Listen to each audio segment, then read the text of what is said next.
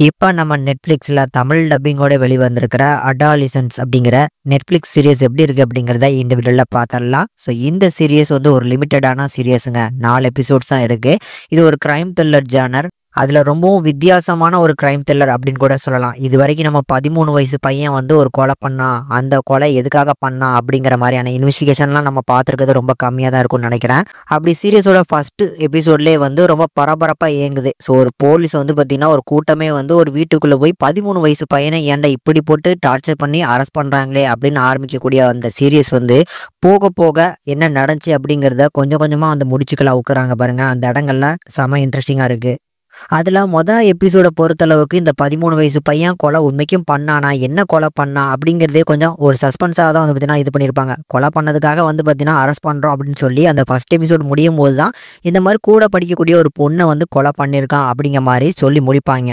தென் அதை தொடர்ந்து 2வது 3வது எபிசோட்லையுமே செம இன்ட்ரெஸ்டிங்கான ஒரு கண்டென்ட்டை தான் எடுத்து ப்ரெசென்ட் பண்ணியிருந்தாங்க. எனக்கு இந்த 4 எபிசோட்ஸுமே ரொம்ப பிடிச்சிருந்தது. அதில் இந்த சீரியஸில் எனக்கு ரொம்ப பிடிச்ச ஒரு விஷயம் அப்படின்னா அந்த சிங்கிள் ஷாட் சீன்ஸ் வந்து பார்த்தீங்கன்னா இந்த சீரியஸில் நிறையவே இருக்குது. அதில் முதல் எபிசோடில் வந்து அந்த போலீஸ் ஸ்டேஷன் சீனு. ஸோ அந்த பையனை அரெஸ்ட் பண்ணி ஒரு 25 நிமிஷத்துக்குள்ளே லாயர் வந்து மெடிக்கல் செக்கப் அது இதுன்னு பண்ணுவாங்க. ஸோ அது எல்லாமே பார்க்கறதுக்கு செம்ம இன்ட்ரெஸ்டிங்காக இருந்துச்சு. ஃபர்ஸ்ட் எபிசோட் முடியும் வரைக்கும் அந்த பையனை ஏன்டா இப்படி போட்டு டார்ச்சர் பண்ணுறாங்க அப்படிங்கிற மாதிரி தான் இருக்கும். போக போக அந்த பையன் என்ன பண்ணியிருக்கான் அப்படின்னு தெரிஞ்சதுக்கப்புறம், அந்த பையன் எதுக்காக அதை பண்ணான்னு தெரிஞ்சதுக்கப்புறம் இதெல்லாமே செம்ம இன்ட்ரெஸ்டிங்காக இருக்கும். செகண்ட் எபிசோட்லையுமே இந்த மாதிரி சிங்கிள் ஷாட் சீன் உண்டு.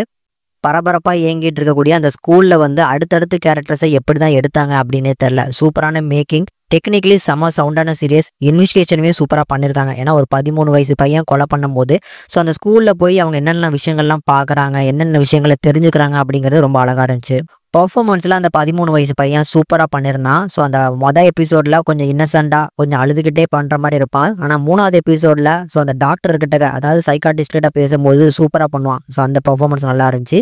தென் இந்த போலீஸ் கேரக்டர் அவங்களுமே இதெல்லாம் நல்லா பண்ணியிருந்தாங்க. ஸோ ஒரு ஒர்த் டு வாட்ச் அப்படின்னு தான் நான் சொல்லுவேன். கண்டிப்பாக பார்க்கக்கூடிய ஒரு நல்ல கிரைம் இன்வெஸ்டிகேஷன் த்ரில்லர். எனக்கு ரொம்ப பிடிச்சிருந்தது. 4 எபிசோடுமே பார்க்கறதுக்கு என்கேஜிங்காக இருந்துச்சு. கண்டிப்பாக ட்ரை பண்ணி பாருங்க. தமிழ் டப்பிங்கை பொறுத்தளவுக்கு நல்லா பண்ணியிருக்காங்க. ஸோ அடல்ட் கண்டென்ட்லாம் பெருசாக கிடையாது. கண்டிப்பாக ஃபேமிலி வாட்சபிள் தான். கண்டிப்பாக ட்ரை பண்ணி பார்க்கலாம்.